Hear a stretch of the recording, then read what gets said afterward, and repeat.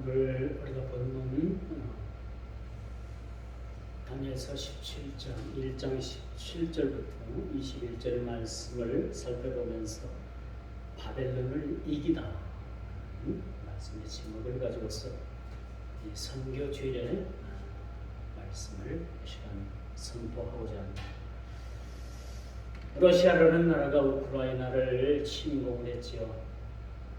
침공을 하면서 그들은 단지 한 3일 정도면은 우크라이나라는 전 지역을 그렇게 점령을 해서 항복을 받아낼 계획을 가지고 있었습니다만 벌써 전쟁이 한 달을 넘기고 있고 또 그렇게 전쟁에서 패배할 줄만 알았던 우크라이나라는 나라가 참으로 민족성이 그렇게 발휘돼서 많은 사람들이 또 군으로 자원을 하고 참 국민이 똘똘 뭉쳐서 그렇게 러시아군을 막아내는 지금 상황에 있다고 합니다.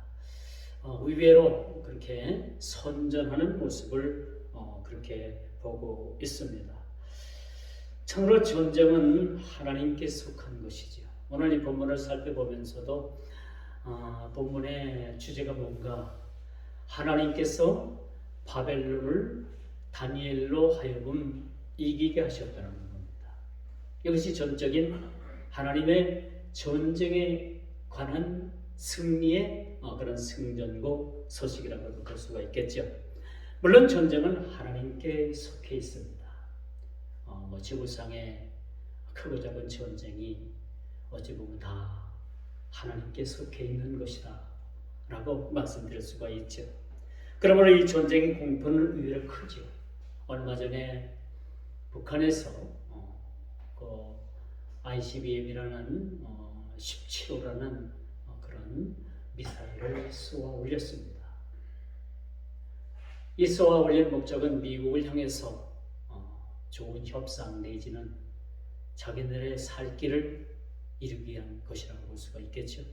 미사일을 쏘면서 마치 그 북한의 최고 지도자인 김정은 그 사람이 아주 영화에 연출된 것 마냥 그렇게 그가 촥 나타나는 장면, 미사일이 출현하는 장면, 배경음악이 쫙 깔려 나오고 무슨 영화 한 장면을 찍는 그런 모습과도 같아 보였습니다. 그러나 분명한 것은 이것은 이 장면이 참으로 저는 그렇게 생각합니다. 이런 하나하나의 장면이 한 나라와 한 백성들, 많은 백성들 또 그리고 많은 그 스네부들을 죽음의 길로 몰아넣고 가는 것이라는 것을 그들은 깨달아 알아야 된다는 거죠. 전쟁은 많은 사람들의 생명을 앗아갑니다. 전쟁에는 승리와 또 패배와 상관없이 모두에게 다 이것이 힘들고 어렵고 참으로 해서는 안 될 것이 전쟁이라는 것을 여러분 우리가 알게 되는 거죠. 오늘 본문을 보게 되면 하나님께서 다니엘과 세 친구를 통해서 바벨론을 이기게 하셨다는 거예요. 얼마나 기쁜 일입니까? 영적으로나 그들의 모든 육적으로 육안으로 드러난 모든 일 가운데서도 하나님께서 그 바벨론을 이기셨다는 그런 승전고 소식을 우리가 보게 되는 겁니다. 물론 전쟁의 승패는 하나님 손에 달려 있어요. 크고 작은 전쟁이 있어도 어떤 유형의 전쟁이라도 그 전쟁의 승패는 하나님께 달려 있습니다. 아무리 북한에서 그런 미사일을 쏘대고 아무리 핵을 가지고 무장을 한다 하더라도 여러분 그 전쟁의 승패는 하나님께서 쥐고 있다는 사실을 우리가 보게 되는 거죠. 이것을 조금 축소시켜서 말씀을 드린다면 우리 인생도 마찬가지예요. 우리 인생에 살고 죽는 문제나 우리 모든 인생의 승리와 승패 그 패배의 모든 관건이 누구에게 달려있다? 우리 손에 달려있는 것이 아니라 우리 주님 손에 달려있다는 거죠. 그러므로 말미암아 우리 믿음의 성도들은 늘 주님 앞에 겸손한 마음으로 우리의 생명을 틀어지고 계시는 그 주님을 우리가 늘 바라봐야 되는 거죠. 나의 나된 것은 나로 인한 것이 아니라 순전히 주님의 은혜라는 것을 우리가 고백하는 것이 우리 믿음의 신앙이라는 것이지요. 지난번 강에서도 바벨론이 유대를 이긴 것을 보였죠. 지난주 강의에서는 제가 지난주 두 번 말씀을 드렸고 오늘 세 번째 1장의 말씀을 전해드리면 말씀을 전하는 그 말씀의 핵심이 뭐냐? 바벨론이 유대를 이긴 것 같았다고 제가 말씀을 드렸잖아요. 바벨론은 느부갓네살 왕이 이스라엘을 침공을 해갖고 성을 둘러싸고 또 그리고 성전에 있는 모든 기명을 뺏어가고 유대에 있는 많은 그 젊은 엘리트 청년들, 많은 젊은이들을 바벨론으로 끌고 갔다고 했지 않습니까? 그렇죠? 많은 사람들을 끌고 가는데도 불구하고 어찌 보면 바벨론이 유대를 이긴 것 같이 보였다는 거죠. 어찌 보면 우리 육적인 관점에서 보면 분명히 바벨론이 유대의 나라를 이겼습니다. 그러나 오늘 본문에서 보니까 이제 바벨론이 유대의 젊은 다니엘과 세 친구들, 그 친구들로부터 여러분 그렇게 패배를 당하는 모습을 보게 됩니다. 언제나 하나님께서는요, 많은 군대가 있다고 해가지고 그 군대를 승리케 하시는 하나님은 아니시라는 거죠. 이번에 러시아와 우크라이나라는 나라의 전쟁을 한번 보십시오. 러시아라는 나라가 첨단 무기, 많은 무기를 가지고 쳐들어왔습니다. 그러나 그 첨단 무기, 많은 무기를 그렇게 잃어버리게 되었죠. 탱크를 잡는 그런 미사일로 인해 가지고 탱크가 작전 한번 제대로 펴보지 못하고 그 우크라이나라는 그 나라의 그 경지에서 그렇게 많은 탱크가 파괴가 되고 많은 러시아군이 포로로 잡히고 많은 러시아군이 죽임을 당했습니다. 이걸 볼 때에 하나님께서는 꼭 전쟁이 있어서 많은 것을 가지고 전쟁을 한다고 해가지고 강한 군대라고 해서 그 강한 군대가 항상 이기느냐? 그렇지 않다는 거죠. 하나님께서는 우리에게 약할 때 강함을 주시는 하나님이십니다. 그렇죠? 다니엘과 세 친구는 그 바벨론이라는 그 거대한 그 제국을 향해서 그렇게 전쟁을 치르야만 했던 것이죠. 그 첫 번째 전쟁이 무엇이었습니까? 왕의 진미와 포도주를 거절하는 문제였다는 겁니다. 이게 단순한 먹고 마시고 그렇게 먹지 않고 먹고 하는 문제가 아니라 이것은 거룩한 영적인 전쟁이었다는 것을 제가 지난번에도 제가 말씀을 증거한 적이 있지 않습니까? 여러분, 하나님 나라는 강자가 약자를 점령한다는 이론은 불가합니다. 강하다고 해서 꼭 강자가 이기라는 법은 없는 거죠. 하나님께서는 약자를 들어서 약자를 통해서 얼마든지 강한 자를 그렇게 패배시킬 수 있는 그런 하나님이시라는 것을 우리는 알게 되는 거죠. 우리의 연약함, 우리의 가진 것 없고 부잘 것 없는 삶, 여러분 늘 우리 자신을 보면서 이런 비약할 필요는 없어요. 우리 자신을 비약할 필요는 없다는 얘기죠. 우리가 이렇게 약하고 연약하지만은 하나님 보시기에는 우리 한 개인이 이렇게 모여진 이 공동체가 얼마나 하나님 앞에 강한 군대인가, 얼마나 하나님의 강한 군대인가라는 것을 하나님께서는 보고 계신다는 사실을 우리는 염두에 둘 필요가 있습니다.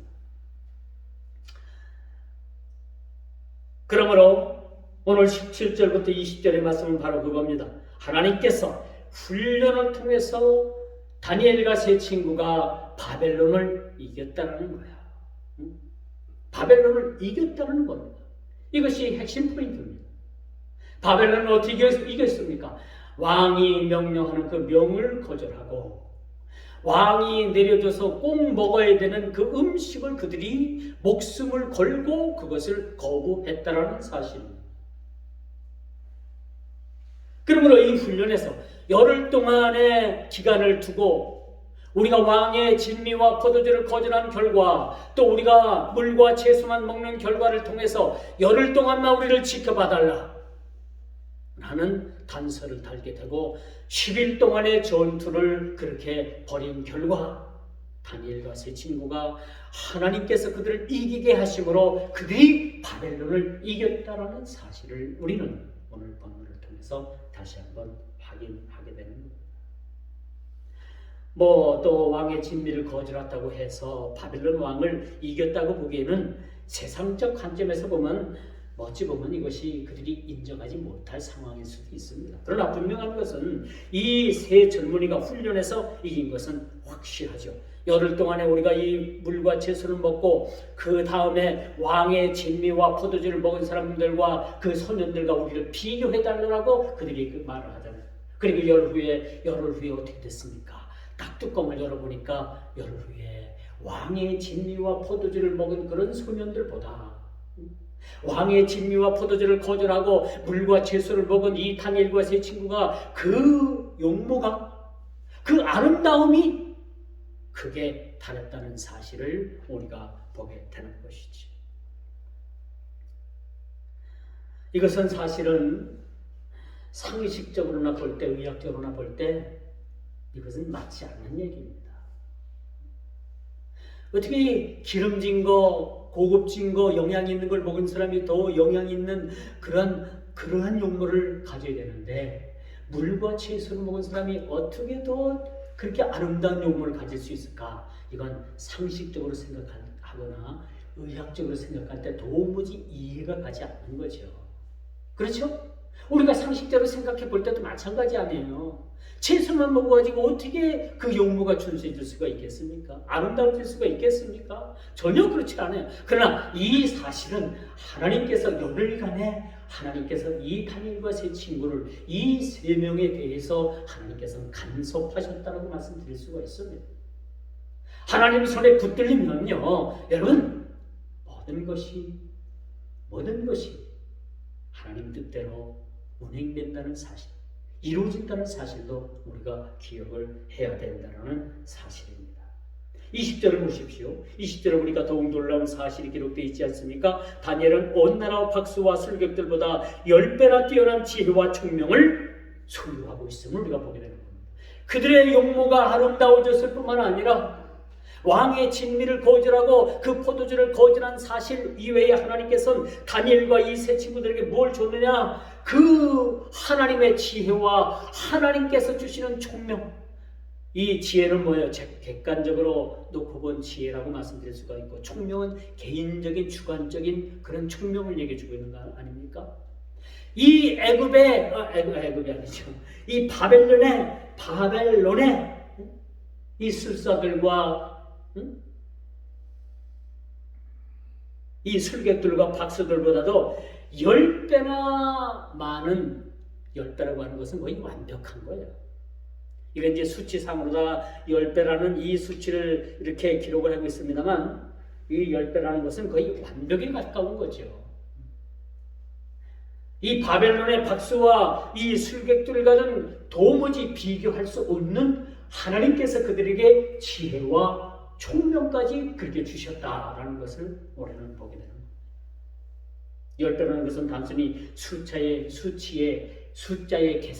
계산적인 개념을 떠나서 우리가 생각할 수가 있다고 했죠.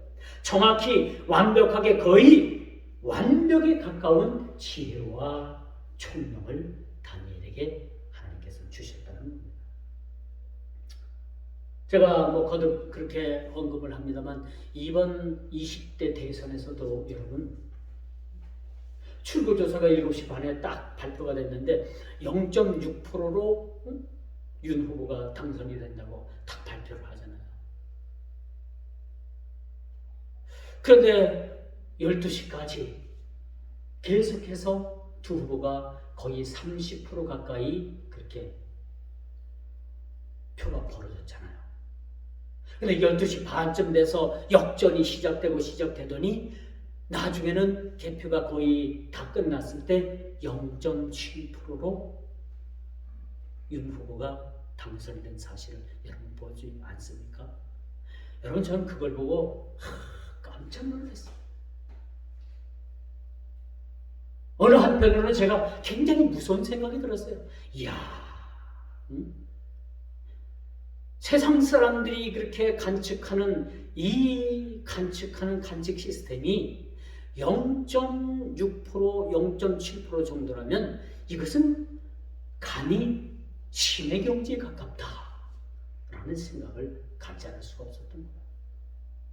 어쩌면 예측이 이렇게 1%도 아닌 0.6%라는 그런 아주 정확한, 거의 정확한, 99.99% 정확한 그렇게 출구조사를 발표를 했을까. 참 무섭다라는 생각을 저는 가져봤습니다. 여러분, 그렇게 세상 사람들이 그렇게 예측하는 예측도 이 정도인데 하나님께서 하물며 다니엘에게 그 친구들에게 준 그 하나님의 지혜와 총명이 그 애굽의 주객과 술사들보다도 10배나 더했다는 것을 볼 때 여러분, 감히 세상 지식이, 세상 지혜가, 세상적인 총명이 하나님께서 주신 지식과 지혜와 총명을 따라올 수가 있겠는가? 따라올 수가 없더라는, 감히 비교할 수가 없는 것이죠. 이들이 이런 10배의 지혜를 받았다는 것을 보게 됩니다.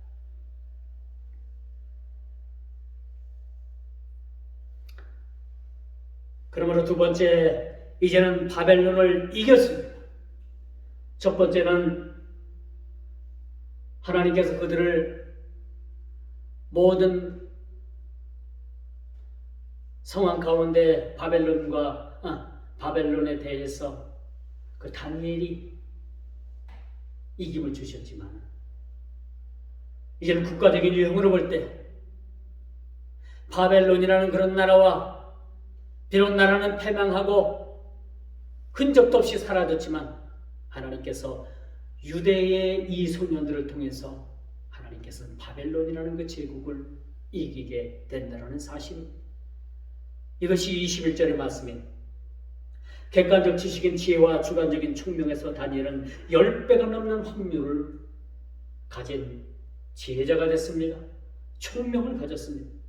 다니엘이 바벨론을 이겼다는 것은 21절 다니엘이 고레스 왕 시대까지 시대를 뛰어넘는 활동을 한 것을 우리가 보게 됩니다. 이제 바벨론 제국 느부갓네살 왕은 죽었습니다. 바벨론 제국도 이제는 역사의 모든 뒤안길로 사라졌습니다. 나라가 멸망했습니다. 그 나라가 멸망하고 이젠 세계 열강이 이젠 등장했다가 또 사라지고 또 등장했다가 사라지고 하는 가운데 이제는 고레스라는 그런 나라가 생기고 고레스 왕이 나라를 다스리는 시대에 도달하게 된 겁니다. 이 시대까지, 시대를 뛰어넘는 그 시대까지 다니엘은 이 시대까지 살아남아서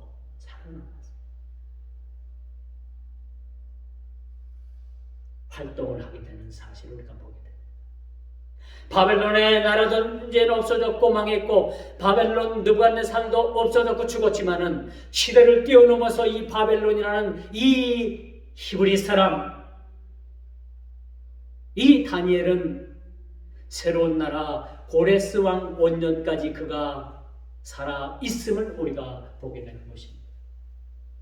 다니엘은 오랜 세월 많은 시대를 겪고 많은 왕을 겪으면서도까지 그가 히브리인으로서 유대인으로서 그 긍지를 잃지 아니하고 그 민족성을 잃지 않고 끝까지 그 이방인 적국의 고레스 왕 원년까지 그가 다니엘이 살아서 하나님의 사람으로 그 자리에 있었다는 사실을 우리는 보게 됩니다. 새로운 세대에도 여전히 하나님의 지혜와 총명을 가진 자에 의해서 역사가 쓰여지고 있다는 사실을 우리가 보게 되는 것이죠. 하나님께서 세운 사람, 하나님께서 지혜와 총명을 주신 그 다니엘을 통해서 이젠 고레스 왕 원년까지 지혜와 총명을 가진 하나님의 사람에 의해서 그 역사가 쓰여지고 있다는 사실을 오늘 본문 기자는 우리들에게 그렇게 말씀을 통해서 기록해 주고 있음을 보게 되는 것이지. 이것은 너무나도 흥미로운 사실로서 단순히 이겼다라는 그런 소식을 취급하려는 의도가 아닙니다. 여러분, 다니엘이 바벨론을 이겼다라는 그 사실은요, 한 국가의 흥망성쇠를 이야기하는 그런 부분들도 있지만은 이 이기는 과정에서 얼마나 많은 그런 일들이 있었습니까? 바벨론을 이기는 이 과정에서 얼마나 많은 사단의 시험이 있었는지 몰라요. 사단은 몇 번이고 다니엘을 제거하려는 계획을 가지고 있었죠. 그 첫 번째 계획이 어떤 것이었냐? 다니엘의 이름을 바꾸려는 작업을 가지고 있었던 거예요.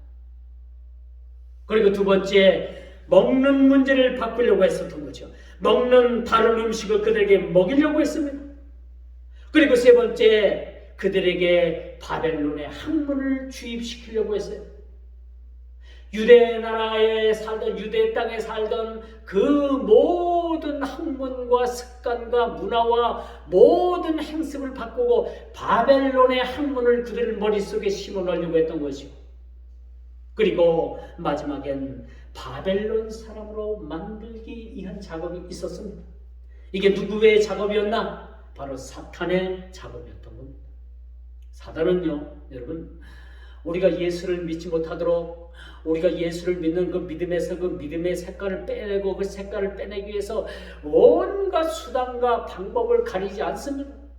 한두 번 해가지고도 안 되면 세 번, 네 번 계속해서 끊임없이 그 사탄은 그 우리 믿음의 삶을, 우리 믿음의 색깔들을 다 빼내려고 온갖 방법을 다 그렇게 쓰고 있다는 사실을 우리가 기억을 해야 합니다. 그러나 중요한 사실은요, 여전히 다니엘은 하나님의 신분, 하나님의 종으로 살아가고 있다. 다니엘에게 그렇게 바벨론에 그런 학문을 주입시키려고 했고, 음식도 바꿔 먹이려고 했고, 그렇죠? 또 번는 이름까지 바꾸려고 했고요. 또 바벨론 사람으로 만들려고 했고, 그렇게 했음에도 불구하고 여전히 다니엘은 어떤 사람으로 살아가고 있느냐, 이게 중요한 거예요. 그럼에도 불구하고 다니엘은 여전히 하나님의 종으로 살아가고 있다.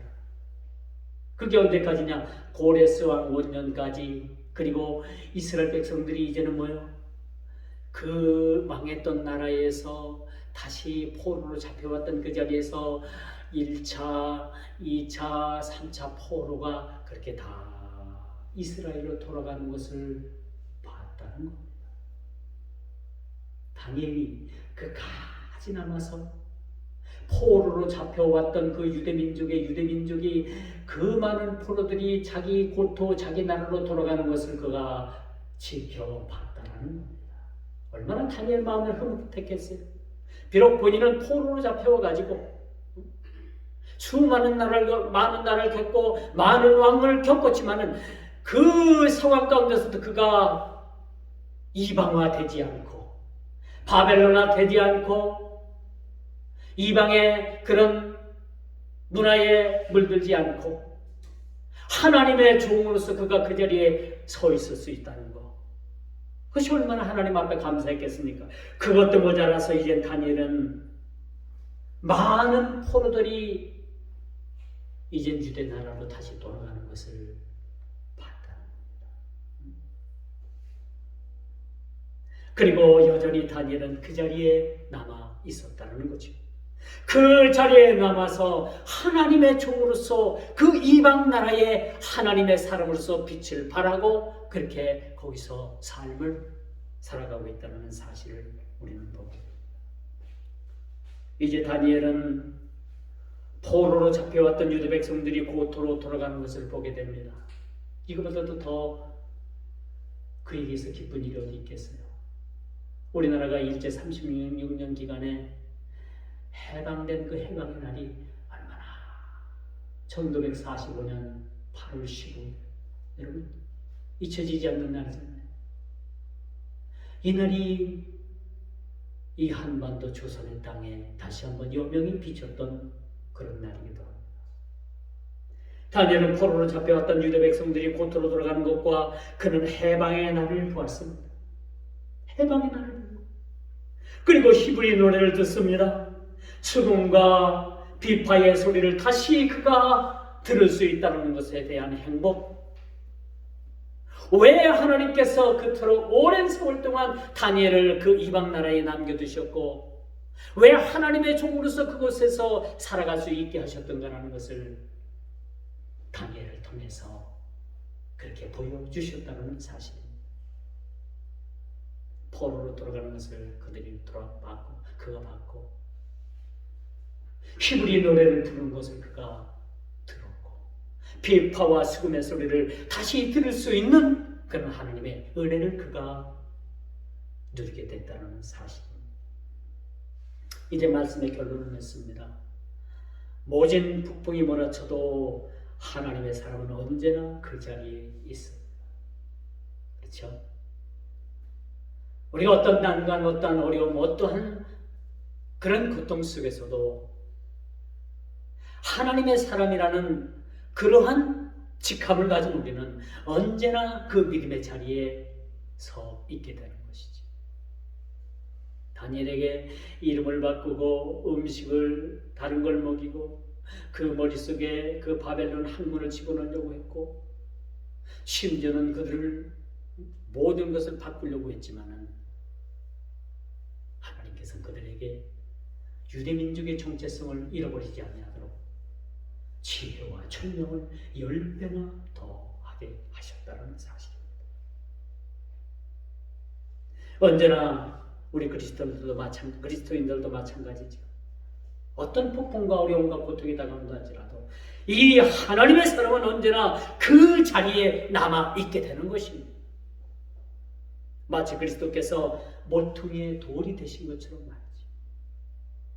또 그리스도께서 한 그루의 그루터기가 된 것처럼 언제나 그 자리에 남아있고 언제나 그 자리에서 남아서 그 자리를 지키고 그 하나님의 빛을 발할 수 있는 그 자리가 바로 우리 그리스도인들의 자리라는 사실을 우리는 깨달아 알게 되는 것이죠.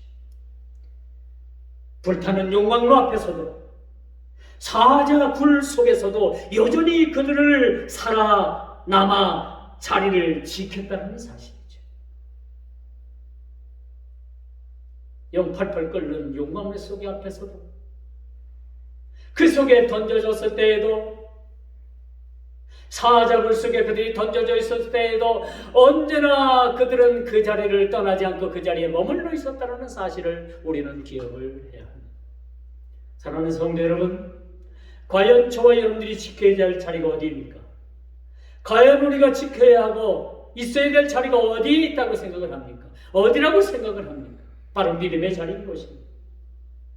많은 사람들이 어려움에 처하고 많은 사람이 고통이 오고 많은 사람들이 큰 환난이 닥치게 되면 그 믿음의 자리에서 떠나는 일들이 얼마나 많은지 모릅니다. 그러나 이 다니엘과 세 친구들은 사자굴 앞에서도 용광로 속에서도 그들은 언제나 그 자리를 지키고 언제나 그 자리를 떠나지 않았다는 것, 그리고 하나님의 종으로서 그 자리를 지켰다는 사실들을 우리는 기억을 해야 합니다.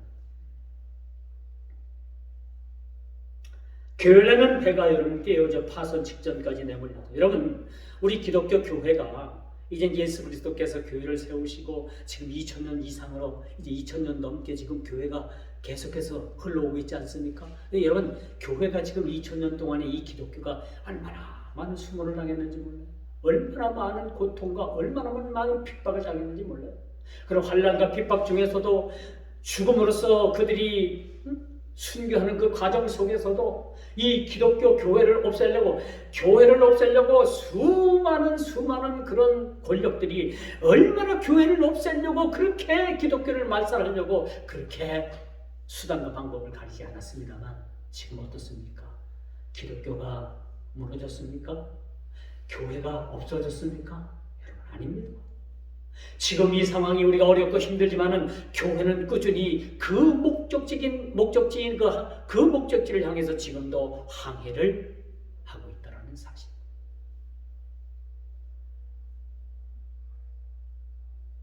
지난주 여러분 유튜브를 보신 분들은 아실 겁니다만은 저희 설교에서 그 유튜브 그 썸네일이라고 하죠. 썸네일에 그 그림이 어떤 그림이었어요? 어떤 그림이었습니까? 배 안에서 배, 그쵸? 돛을 여러 개 단 배. 안 봤어요? 안 봤어요. 한번 안 보셨고 집에 가 보십시오. 그 배의 그림이 썸네일로 다 그렇게 딱 그렇게 등장을 하잖아요. 교회는 2000년 무거운 세월 동안 좌초된 적이 한 번도 없습니다. 물론 좌초가 되고 침몰 직전까지 있었습니다만 하나님께서 그 순풍을 불어오게 하셔서 교회는 지금도 이 기독교라는 거대한 이 교회는 그 순풍의 닻을 달고 목적지를 향해서 나아가고 있다는 겁니다. 언제나 교회는요, 핍박 속에서도 소수의 사람, 이 소수의 사람으로 인해서 이 풍랑 인연하여서 더 빨리 달게 되는 겁니다. 이 풍랑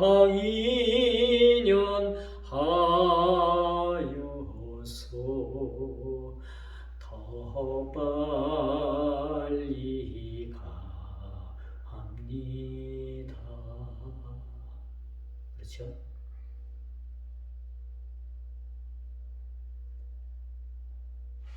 다니엘은 예수 그리스도의 표상입니다. 다니엘의 모습 속에서 예수 그리스도가 함께 살아 계신 겁니다. 증거되는 겁니다. 다니엘을 보면 예수 그리스도께서 오버랩되는 거예요. 교차됩니다. 이런 인물이 다니엘이었습니다. 다니엘은 예수님의 표상이지. 장차 오실 예수 그리스도. 그 그리스도의 표상이 다니엘이었다는 것 사실. 오늘 우리가 본문을 다시 한번 되짚어 살펴보게 되면 단순히 이겼다, 전쟁에서 이겼다가 아니라 끝까지 하나님의 종으로서 그 자리에, 언제나 그 자리에 머물러서 하나님의 이름을 드러냈다는 사실. 결론은 이겁니다. 결국은 주님께서, 예수 그리스도께서 바벨론을 이기신 겁니다. 사랑하는 성도 여러분, 이제 여러분들이 돌아가서 일주일 동안 세상적인 삶을 살아갈 텐데 여러분 모두가 다니엘처럼 이 세 친구처럼 승리하시는, 승리의 자리에 있는, 언제나 그 자리에 예수 그리스도의 이름이 드러나는 그 자리에 머물러 있고 그 자리를 지킬 수 있는 저와 여러분 모두가 다 되기를 주님의 이름으로 축원하면서 말씀을